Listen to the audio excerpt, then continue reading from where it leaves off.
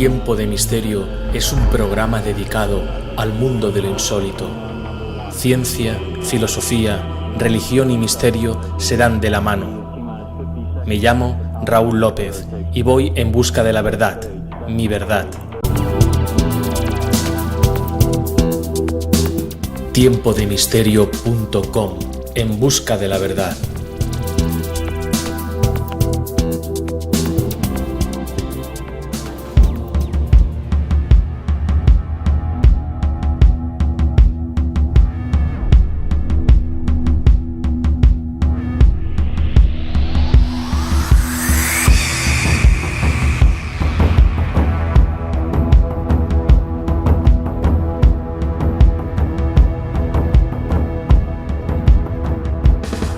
Tiempo de Misterio, un programa para mentes abiertas.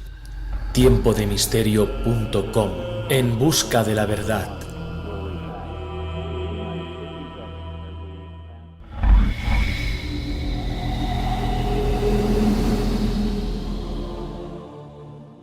Con la Ouija se ha llegado a redactar libros y poemas dictadas por estas supuestas entidades. Un caso espectacular es el producido por la medium Pearl Curran.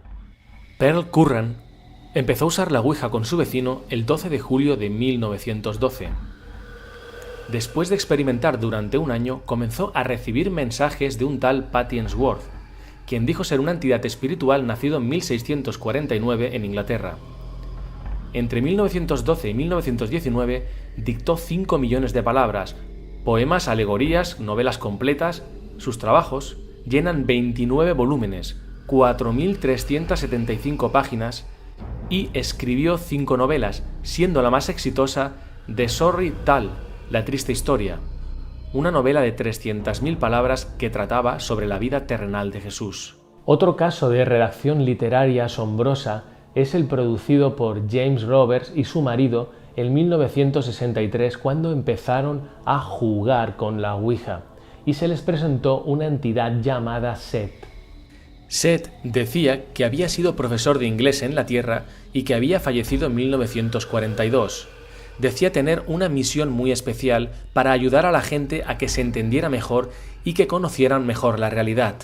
Set dictó varios libros de máxima venta que trataron sobre la naturaleza de la realidad, de la reencarnación, los sueños, viajes astrales y de la naturaleza de Dios. Otro caso espectacular es el del poeta James Merrill. El poeta James Merrill ganó en 1983 el National Book Critics Circle Award y admitió haber usado la Ouija para crear su épico poema La luz cambiante en Sandover.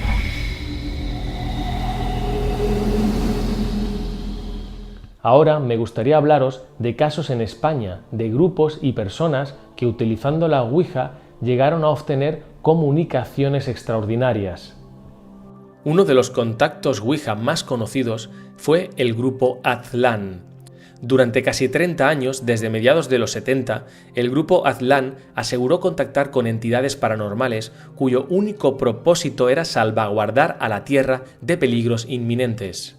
El grupo estaba compuesto principalmente por 10 personas de distintos ámbitos profesionales.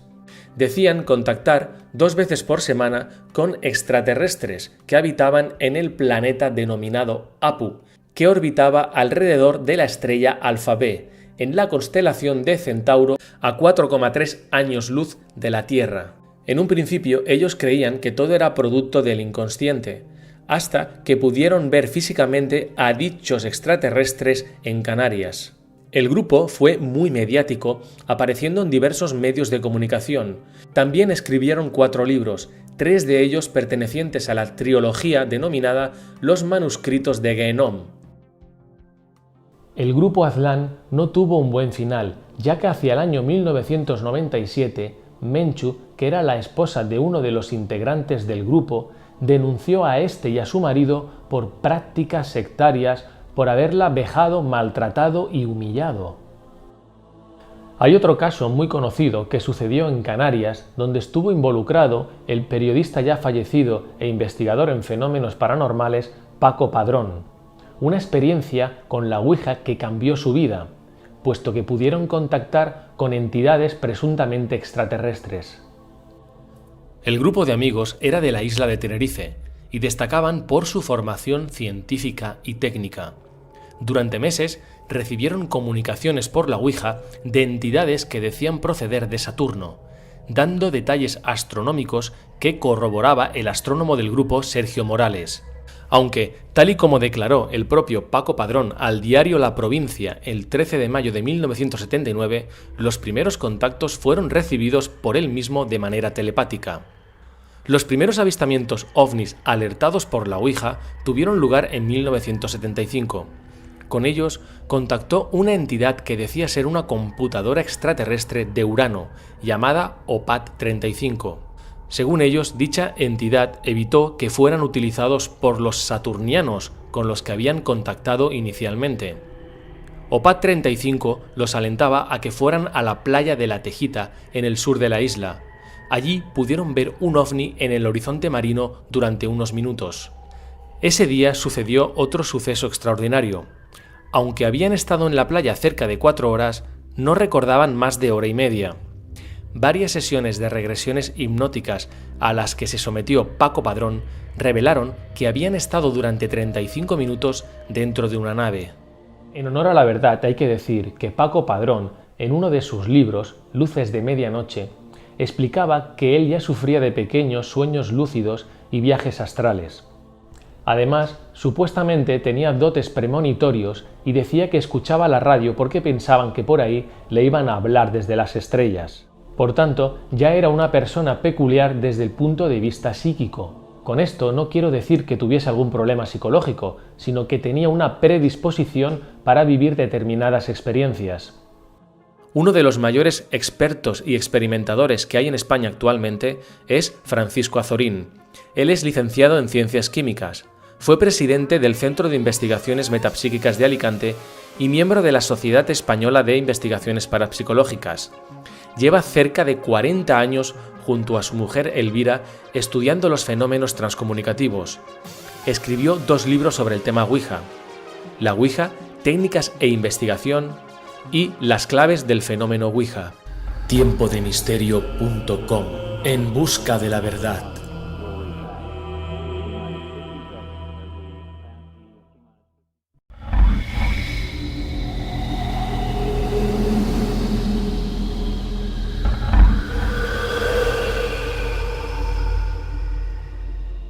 Por un lado estarían los seres espirituales, por otro lado podrían ser también seres extraterrestres, también seres de otras dimensiones o planos dimensionales, también seres mitológicos, como podrían ser hadas o gnomos.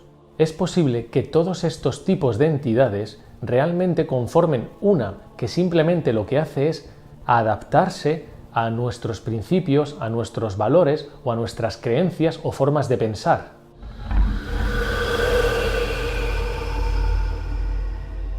También podría ser un efecto telepático, que es que contactamos con otros seres vivos, humanos, y que, por lo que sea, conectamos con su inconsciente.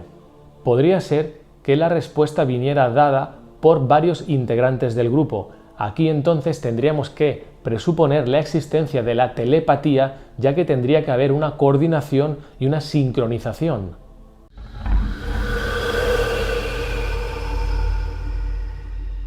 E incluso nuestro propio inconsciente, que uno de los del grupo es el que establece la respuesta sin que se dé cuenta, simplemente ejerce algo de mayor presión sobre el máster y los demás acompañan.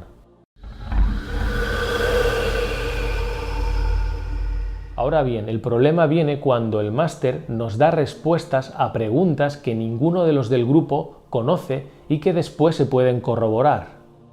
Aquí, algunos investigadores podrían decir que lo que sucede es que el conocimiento realmente sí que está en nuestro inconsciente de manera dormida, porque todo lo que vemos, todo lo que escuchamos, todo lo que sentimos queda grabado en nuestro inconsciente y es a través de la Ouija cómo puede eso resurgir. Aún así, se han dado casos de nombres, de circunstancias, que ninguno de los presentes ha conocido y que por tanto tampoco ha podido grabar porque lo haya escuchado o visto en el pasado. Por tanto, ¿de dónde viene esa información donde nosotros mismos no hemos podido elaborarla en base a las experiencias pasadas de lo que hemos visto y oído? Otra de las teorías fascinantes que me gustaría hablaros es la del campo acásico. Akasha en sánscrito significa cielo, éter o espacio.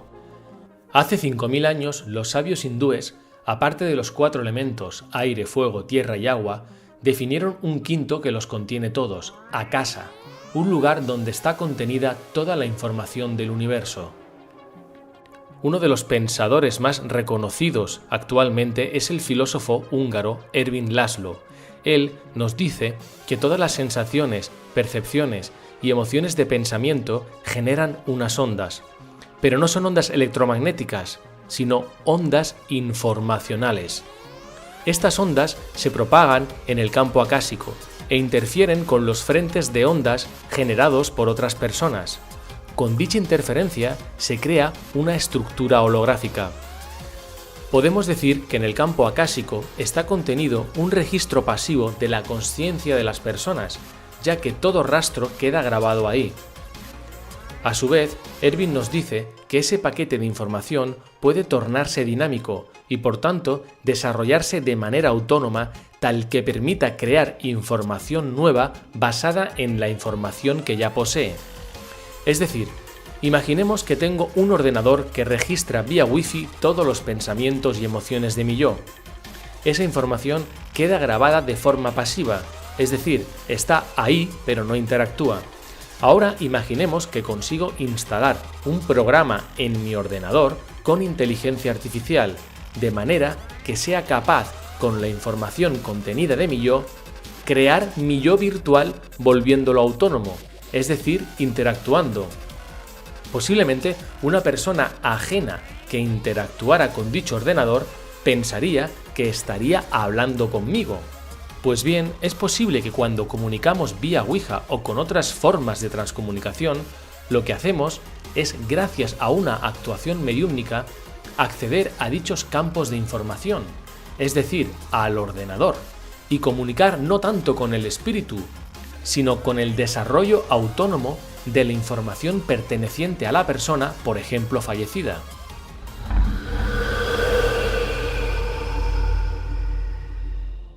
Otra de las teorías que me parecen alucinante es la teoría disociativa que también explica el investigador en transcomunicación José Garrido. Las experiencias transcomunicativas siempre comienzan con una especie de proceso psicológico. Es en realidad un acto de percepción cognitiva que atañe exclusivamente al sujeto o a la persona que lo experimenta o lo está experimentando en ese momento. Hay que tener en cuenta que desde el principio es un proceso disociativo de la personalidad del mismo sujeto que comienza esa experiencia. Y a medida que se repite, que se reitera la experiencia, se va creando una mayor disociación. Con esto no quiero decir que sea nuestra mente la que crea el fenómeno, pero sí que es la que aporta un germen, un inicio, que con el tiempo, a medida que se va reiterando la experimentación, se torna ajeno a nosotros, se independiza. Es otro, e incluso distinto a las características de personalidad del sujeto que está realizando esa experiencia. Entonces, cuando se produce el verdadero acto de transcomunicación. Lo he repetido muchas veces, somos constructores de realidades.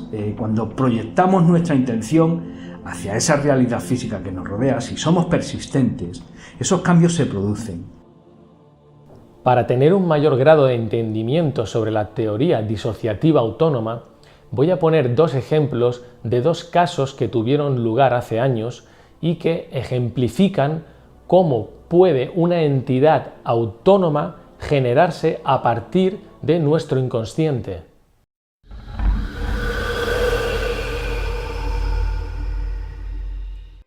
El caso Phillips es una investigación que se realizó en la Universidad de Toronto en 1972 en la que participaron un grupo de científicos de varias disciplinas.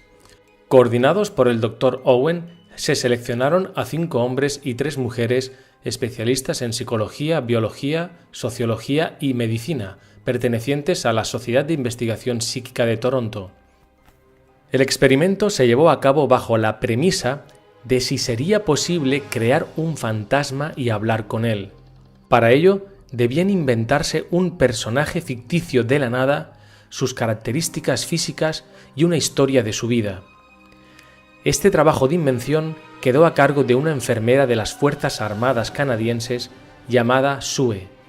Sue creó la biografía del personaje, un aristócrata de la nobleza inglesa del siglo XVII, casado con una mujer llamada Dorotea, a la que no amaba y tenía escarceos con una bella gitana de nombre Margo. En su biografía ficticia, representa que la esposa descubre el adulterio y acusa a Margo de brujería, por lo que es quemada en la hoguera. Phillips, amargado, decide suicidarse en una de las almenas de la mansión. En la biografía de Phillips también se dotó de hechos históricos que no sucedieron.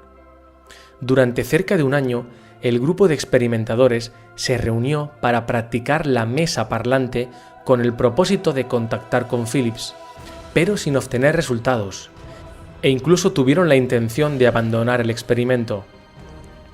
Los investigadores, después de leer un artículo donde se recomendaba un ambiente distendido y divertido para propiciar el fenómeno comunicativo, decidieron ponerlo en práctica, obteniendo los primeros resultados.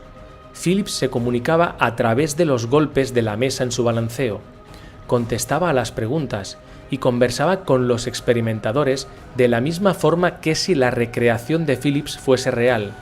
Incluso cometía las mismas inexactitudes históricas que se habían creado. El fenómeno fue increciendo, produciéndose raps, levitaciones, telequinesis, fenómenos que eran típicos en sesiones mediúmnicas donde en teoría se contactaba con un espíritu real. El experimento llegó a su fin un día que Phillips se encontraba poco colaborador y los experimentadores le dijeron que contactarían con otro. Esto no le debió gustar y desapareció. Hay quien dice que el caso Phillips no probaría que una disociación pueda llegar a ser autónoma y replicarse en la realidad. Hay espiritistas que opinan que posiblemente fue un espíritu burlón, que aprovechándose de la información que se le había proporcionado, quiso gastar una broma a los presentes. Como siempre, es un tema polémico y no sabemos dónde radica la verdad. Es posible que coexistan las dos teorías, es decir, que por un lado sea posible la construcción de un personaje y hacerlo real, y que por otro lado existan entidades ajenas a nosotros que también se manifiesten a través de la Ouija.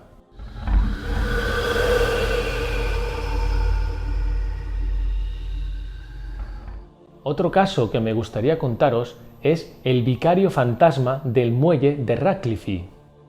Todo empezó en 1970, cuando Frank Smith, redactor de una revista que trataba sobre fenómenos paranormales, quedó con un amigo en el muelle de Radcliffe del puerto de Londres.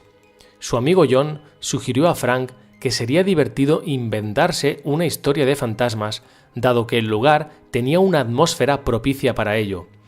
Así que decidieron crear la historia del vicario fantasma del muelle de Radcliffe. Y esta es la historia. A principios del siglo XIX, un antiguo vicario montó una pensión para marineros en esa zona. Como el negocio no funcionaba, el exvicario utilizaba el reclamo de bellas jóvenes para atraer a los huéspedes. Una vez atrapados, los emborrachaba y los incitaba a mantener relaciones con las jóvenes. Y en esos momentos, el vicario los apaleaba y les robaba, para luego deshacerse de los cuerpos tirándolos al río Támesis. Al fallecimiento del vicario, el fantasma de este se veía por la zona. Con dicha historia inventada, Frank decidió publicar su historia en la revista para la que trabajaba, diciendo que él y su amigo habían visto al fantasma. Al cabo de unos 3 años, un documental de la BBC presentó una versión adaptada a la televisión de la historia inventada del vicario fantasma, pero sin pronunciarse sobre su falsedad. Y fueron en búsqueda de testigos que hubieran visto el fantasma, encontrando a varios de ellos. Algunos daban detalles de cómo iba vestido. Otra decía que se le apareció en su casa y que su hijo chillando también lo vio. Otro que lo vio en una esquina en forma espectral y que luego se esfumó. Es posible que el poder de la sugestión sea la causa que nos haga ver fantasmas donde no los hay? ¿Podría ser que la generación de una idea creada, estructurada e inventada se convierta en una realidad?